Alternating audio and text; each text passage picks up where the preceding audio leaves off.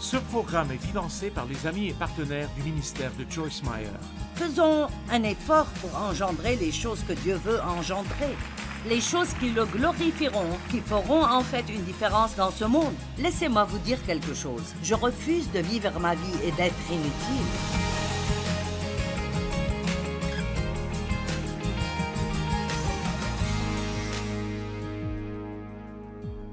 La foi fait le premier pas avant de savoir ce que le suivant sera. Si vous attendez d'avoir un plan complet pour votre vie, alors vous êtes sur le mauvais plan, parce que ce n'est pas comme ça que Dieu travaille. Il vous le donne un pas à la fois.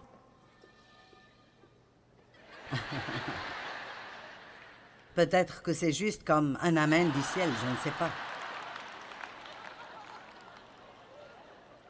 Acceptez la possibilité d'avoir tort pour savoir si vous avez raison. Si vous n'êtes pas prêt à avoir tort, alors vous n'avancerez jamais avec Dieu. Parce que vous devez marcher dans cette foi aveugle en croyant ce que Dieu a mis sur votre cœur. Et il y a toujours cette peur, et si j'ai tort, et si j'ai tort. J'espère que nous avons établi que ce n'est pas la fin du monde. Si vous avez pris une mauvaise décision, ça ne veut pas dire que vous êtes mauvais. Ça veut dire que vous tâtonnez et vous essayez de découvrir ce que Dieu veut que vous fassiez. Et je pense que Dieu apprécie ce genre de courage. Quiconque croit qu'il peut toujours faire ce qu'il a toujours fait est insensé. Parce qu'il y a toujours quelque chose qui change dans nos vies. Notre but devrait être d'être guidé par le Saint-Esprit. Ça devrait être le but numéro 1 de tout croyant, d'être dirigé et guidé par le Saint-Esprit, de plaire à Dieu plutôt qu'aux hommes. Amen. Et la vie dirigée par l'Esprit est une vie pleine d'aventures. Maintenant, Dieu nous donne tous des dons. Chacun d'entre nous a un genre de don, de talent, que Dieu nous a donné. Nous ne sommes pas tous l'un comme l'autre, et nous devons faire très très attention de ne pas laisser ce petit monstre vert de la jalousie se mettre sur notre chemin et commencer à nous faire vouloir ce que quelqu'un d'autre a. Parce que si vous voulez quelque chose que quelqu'un d'autre a assez longtemps et assez fort, vous allez finir par le mépriser. Et Dieu veut que nous nous aimions l'un l'autre. Notre corps fonctionne dans l'unité. Mes mains aident mes pieds à se chausser. Cette main m'aide à mettre cette bague. Cette main m'aide à mettre cette bague. Ainsi, notre corps fonctionne dans l'unité et n'est pas jaloux. Aucune partie n'est jalouse de l'autre. Certaines parties sont plus cachées que d'autres, d'autres sont bien plus visibles. D'autres ne sont jamais vues par quiconque d'autre, et les parties qui ne devraient pas être vues ne doivent pas l'être. Ce n'est pas toujours le cas. Parfois, nous devons toujours dire aux chrétiens comment s'habiller. Ce qui, pour moi, est étonnant, mais c'est vrai. C'est pourquoi Jésus nous appelle des brebis. Les brebis sont les animaux les plus débiles qui existent. Saviez-vous cela? Il n'a pas dit ça comme une insulte. Il voulait dire que nous avons besoin de direction et d'être guidés. Et c'est pourquoi je pense que c'est si bien quand vous avez un pasteur ou un enseignant biblique qui prend le temps d'enseigner les choses pratiques dont vous avez besoin pour votre vie, qui n'enseigne pas et ne prêche pas toujours une certaine doctrine religieuse qui sonne comme s'il savait beaucoup, mais qui ne vous aide pas vraiment dans votre vie de tous les jours. Amen. Et donc, faites très attention si vous souhaitez faire ce que quelqu'un d'autre fait, parce que si vous passez votre temps à souhaiter cela, vous manquerez ce que Dieu veut que vous fassiez. Et il y a un petit exemple que j'ai utilisé, et je ne vais pas m'attarder dessus, mais ça illustre ce que je dis. Vous savez, mes doigts peuvent avoir des bagues. J'aime beaucoup celle-là parce que Quelqu'un me l'a donnée. J'ai donné ma bague de mariage. Il y a des années, ce que j'ai senti que Dieu voulait que je fasse dans la foi. Et elle n'avait pas beaucoup de valeur, mais c'était tout ce que j'avais en ce temps. Et j'ai commencé à croire Dieu pour une magnifique bague de diamants, ce que je ne pouvais pas m'acheter. Et comme la plupart des prières, j'ai dû attendre longtemps et une dame est en fait venue à l'une de nos conférences. Et elle avait cette bague dans une boîte et elle l'a donnée à Dave et elle a dit « Ceci est de mon mariage précédent et c'est la seule chose qui m'appartienne qui n'est pas rapport avec mon mari actuel et je veux que Joyce l'ait. » Et c'est une bague de diamants magnifique. Mais pour moi, c'est de Dieu et donc j'aime particulièrement.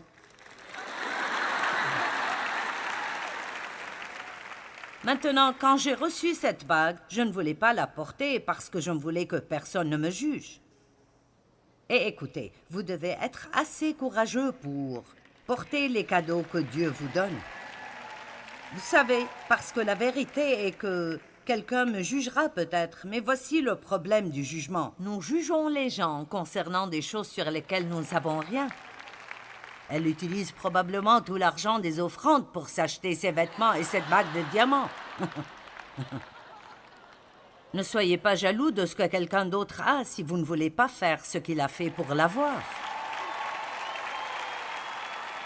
Amen. Donc, j'admettrai que mes yeux aiment regarder cela. Spécialement après que je fasse mes ongles. Je pense qu'elle est belle. Eh bien, ma main peut porter la bague. Ma main ne peut pas voir la bague, elle peut mettre la bague. Mes yeux peuvent voir la bague, mais ils ne peuvent jamais mettre la bague. Maintenant, et si mes yeux étaient jaloux et disaient « Nous sommes fatigués de regarder ta bague. »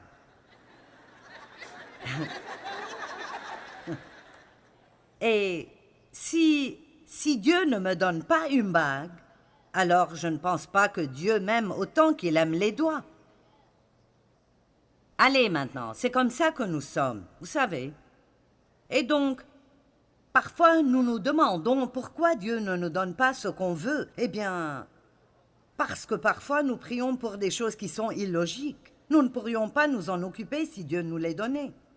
Vous devez vous rappeler que quand Dieu donne une capacité à quelqu'un, il lui donne aussi la grâce de l'utiliser. Et donc, si Dieu répondait à la prière des yeux et disait « Oh, je ne veux pas que tu te sentes mal, alors je vais te donner une bague aussi. » Donc, nous l'avons maintenant. D'accord, maintenant. Voilà, je ne peux pas faire ceci longtemps. Voici l'essentiel.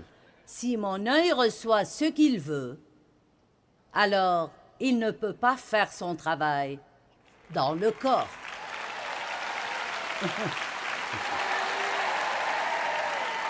Allez.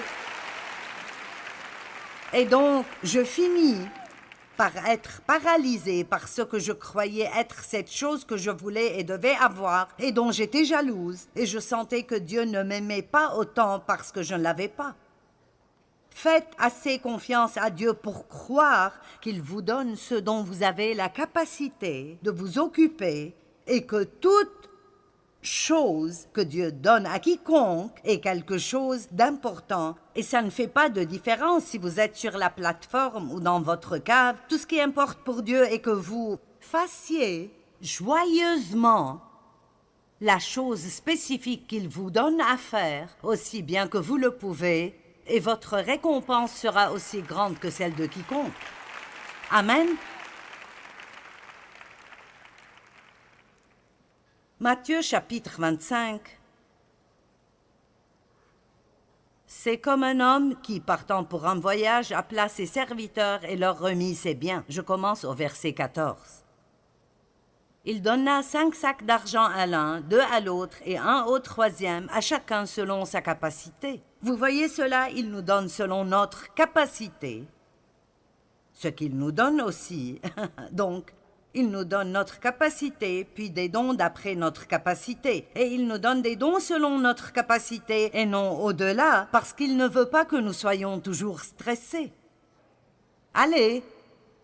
Il y a tellement de stress dans le monde aujourd'hui, et beaucoup de ceci est dans la compétition et la comparaison, et les gens essayent de découvrir ce qu'ils sont. Et ils pensent que leur valeur vient entièrement de ce qu'ils font. Et pour être honnête, qui vous êtes en Christ n'a rien à voir avec ce que vous faites. Amen. Vous êtes autant l'enfant de Dieu si vous êtes dans votre cave que vous l'êtes si vous êtes sur la plateforme.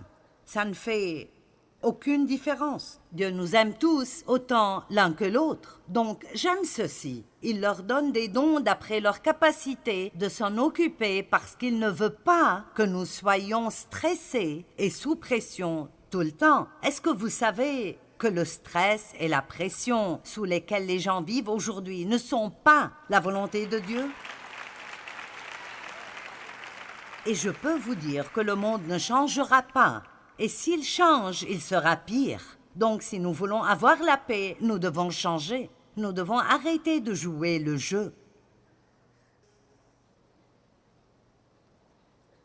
Nous devons arrêter de jouer le jeu que le monde joue et comprendre où notre vraie valeur et estime sont. Vous savez, nous avons toutes ces choses sur notre téléphone maintenant. Vous pouvez avoir des podcasts et toutes ces choses différentes. J'oublie ce qu'on les appelle même. Oh, Instagram. C'est un nouveau Instagram. Ce n'est pas nouveau, mais c'est nouveau pour moi. Et certaines des choses que vous pouvez avoir, mon équipe ne me laisse même pas les avoir parce qu'ils ont peur de ce que je ferai avec. Vous savez, ils disent « Non, tu n'auras pas la possibilité de poster des trucs, ça passera par nous, parce que nous ne savons pas ce que tu mettrais en ligne. » Mais j'ai Instagram et donc j'aime ce que notre ministère fait et vous savez, ils ont aussi ces... De temps en temps, il y a cette liste de gens. Tu aimerais peut-être aussi suivre ces gens-là. Et donc, j'ai découvert que chacun de ces petits boutons que vous pressez vous dit combien de gens les suivent. Je veux dire, nous aimons vraiment les nombres, n'est-ce pas? Et vous savez, je sais mieux que cela, mais il y a quelques jours, j'ai vu ce type que j'aime et que j'écoute parfois et j'ai pensé, mon Dieu, ce type a beaucoup de gens qui le suivent. Il a beaucoup plus de gens qui le suivent que moi. Et donc, soudainement, j'ai remarqué que j'ai passé près de 10 minutes à voir tous ces nombres chez toutes ces personnes pour voir combien de gens les suivent, pour voir si plus de gens les suivent que moi. Et j'ai pensé, Joyce, que penses-tu être en train de faire? Vous voyez, c'est un peu comme ces petits démons qui essayent de nous enliser. Je veux dire, qu'est-ce que c'est de toute façon un suiveur? Je veux dire, est-ce que ça veut dire que il nous regarde? Ou bien juste, vous savez, et puis les likes. Ah, s'ils ne suivent pas simplement mes likes. Écoutez, il n'y a pas d'espoir pour nous si nous ne savons pas qui nous sommes en Christ. Amen. Veux-tu être mon ami sur Facebook? Qu'est donc un ami sur Facebook? Vous ne savez pas s'il est votre ami. Sera-t-il là pour vous quand vous avez besoin de lui? Nous ne savons même plus ce qu'est un véritable ami. Oh, il est mon ami sur Facebook. Vous devez aller étudier ce qu'un ami est.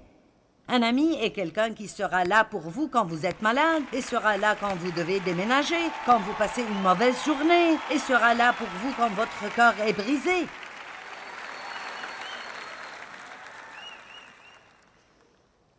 Donc, arrêtons juste toutes les comparaisons et toute la jalousie. Je veux dire, si vous êtes pris par cela, et j'ai été si enlisée à un moment dans ma vie. Au lieu de toutes ces sottises, faisons un effort pour engendrer les choses que Dieu veut engendrer. Les choses qui le glorifieront, qui feront en fait une différence dans ce monde. Laissez-moi vous dire quelque chose. Je refuse de vivre ma vie et d'être inutile. Et je refuse de vivre ma vie sans rien faire d'autre que de prendre, d'être égoïste et égocentrique et de passer ma vie à essayer d'être béni. Et nous devrions nous oublier et être une bénédiction pour quelqu'un d'autre chaque jour. Amen. Donc, il donna 5 talents à l'un, 2 à l'autre et 1 au troisième, à chacun selon sa capacité, puis il partit. Celui qui avait reçu les 5 s'en alla immédiatement. J'aime ceci. Arrêtons de perdre du temps. Vous n'avez pas besoin de prier encore pour voir si vous devez faire ce qui est sur votre cœur depuis 5 ans. Allez immédiatement et occupez-vous avec quelque chose qui en vaut la peine. Il travailla avec et gagna 5 autres. De même, celui qui avait reçu 2 en gagna 2 autres. Celui qui n'en avait reçu qu'un alla creuser un trou dans la terre et cacha l'argent de son maître. Maintenant, voici le gars dont nous parlons ce week-end. Que se passe-t-il quand vous avez peur? Vous vous cachez. De quoi avait-il peur? Il avait peur de prendre un risque. Et c'est ce dont nous parlons un peu aujourd'hui. N'ayez pas peur de prendre un risque. N'ayez pas si peur d'avoir tort que vous ne ferez jamais un pas pour savoir si vous avez raison. S'il y a quelque chose que vous voulez de Dieu, demandez-lui. C'est merveilleux ce qui arrive si vous priez simplement des prières si grandes que vous ne pouvez pas croire que vous avez l'audace de les prier. Amen.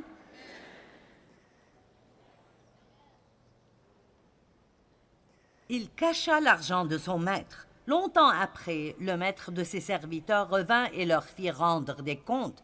Vous voyez cela, ils ont dû rendre des comptes. Maintenant, quand Jésus reviendra, nous rendrons tous des comptes, la Bible dit. Maintenant, si vous êtes un vrai croyant en Jésus-Christ et vous l'avez reçu comme votre sauveur, vous ne serez pas jugé concernant le salut. Il y a des écritures, je n'ai pas le temps d'y aller, dans 1 Corinthiens, mais elle dit simplement que nous passerons tous par le feu. Quand je pense à ce jour, ça m'enthousiasme. Et j'ai une peur révérentielle. Et il dit que ce que nous aurons fait avec de bonnes motivations, qui sont de l'or pur, nous serons récompensés pour cela. Mais les choses qui sont faites de bois, de paille, ou en d'autres termes, les choses que nous avons faites avec de mauvaises motivations, ou pour être vues, ou pour la popularité, ou quoi que ce soit, la Bible dit que ces choses seront toutes brûlées par le feu. Et nous perdrons notre récompense, bien que la personne elle-même sera sauvée comme par le feu. Donc le salut n'est pas basé sur nos bonnes actions, il est basé sur notre foi en Jésus-Christ. Mais ne vous y trompez pas, la Bible dit très clairement qu'il y aura des récompenses ou une perte de récompense pour les œuvres que nous faisons alors que nous sommes ici sur terre. Vous me suivez? Mais est-ce que vous me comprenez? Jésus va revenir.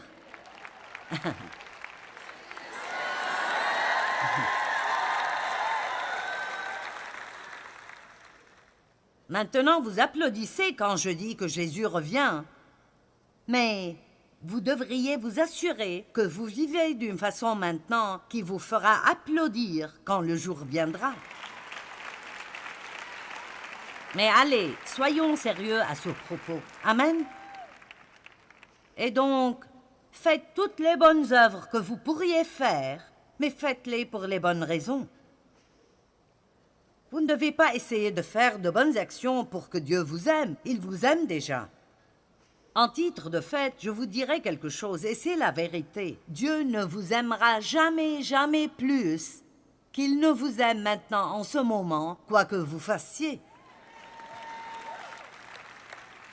Pour certains, ceci est déprimant. Eh bien, s'il ne m'aime pas plus quoi que je fasse, alors pourquoi me fatiguer à essayer de faire ce qui est juste? Parce que nous faisons ce qui est juste, parce que nous l'aimons, pas pour qu'il nous aime plus. Allez, avez-vous entendu cela? Je veux bien traiter les gens parce que je crois que ça bénit Dieu quand nous traitons bien les gens. Je veux faire tout ce que je peux faire pour lui à cause de tout ce qu'il a fait pour moi. C'est difficile pour nous de comprendre que Dieu nous aime librement par sa grâce, par sa miséricorde. Nous sommes sauvés par la grâce, mais cela ne veut toujours pas dire que nous n'essayons pas de faire toutes les bonnes œuvres que nous puissions faire. Nous ne sommes pas sauvés par elle, mais si nous l'aimons et nous apprécions ce qu'il a fait pour nous, alors nous les ferons. Donc oublions cette idée que là où nous allons avoir une bénédiction.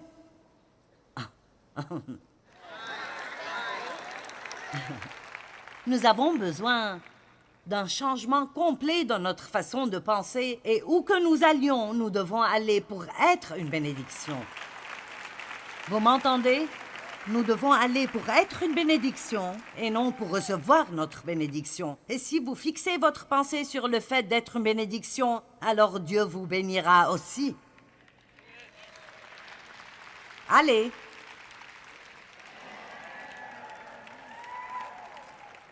C'est la façon chrétienne de penser. Amen. Et si nous ne faisons pas cela, alors nous ne sommes pas différents du reste du monde. Le Maître est revenu pour leur faire rendre des comptes, et je n'ai pas du tout peur de cela. J'attends impatiemment le jour où Jésus reviendra. Je ne crois pas qu'il y ait quoi que ce soit dont j'aurai honte. Et je ne veux pas que quiconque d'entre vous ait honte de quoi que ce soit non plus. C'est pour cela que c'est urgent dans mon cœur de faire tout ce que je peux pour que les gens puissent être le meilleur qu'ils puissent être maintenant. Vous me comprenez? Toute personne ici peut prendre une décision aujourd'hui d'être un peu meilleure. Et ce que vous faites en public, quand vous pouvez être vu, n'importe pas plus que ce que vous faites derrière les portes fermées, quand personne ne regarde, parce que c'est le vrai vous. Amen.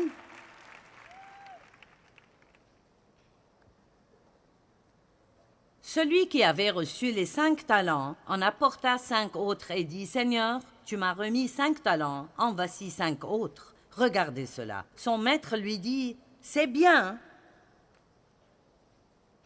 Nous voulons tous entendre cela, c'est bien. Nous venons de découvrir comment entendre cela. Nous prenons la capacité que Dieu nous a donnée et nous l'utilisons, nous l'investissons pour que quelqu'un d'autre puisse être béni. Et puis, quand il reviendra, nous entendrons « c'est bien ». Son maître lui dit, « C'est bien, bon et fidèle serviteur. Tu as été fidèle en peu, je te confierai beaucoup. » J'aime beaucoup, pas vous? Je ne suis pas fan de peu, mais je suis vraiment fan de beaucoup. Et donc, j'aime quand il dit, « C'est bien ». J'aime la partie du bon et fidèle serviteur. J'aime la partie de beaucoup. Mais je vous dirai quelque chose que j'aime plus que tout cela. Et c'est une chose à laquelle nous ne faisons pas assez attention. Il dit, « Tu as été fidèle en peu, je te confierai beaucoup. Viens partager la joie de ton maître. » C'est ce que nous voulons. Juste là, laissez-moi vous demander, qu'est-ce que quiconque d'entre nous veut vraiment d'autre que d'être heureux? N'est-ce pas vraiment ce que vous voulez? Juste être heureux? Peu importe ce que vous avez, si vous n'êtes pas heureux, rien n'a de la valeur. Allez, nous voulons juste être heureux. Et il nous dit ici comment être heureux. Prenez ce que vous avez et investissez-le pour pouvoir entendre « C'est bien, bon et fidèle serviteur, viens partager la joie de ton maître. »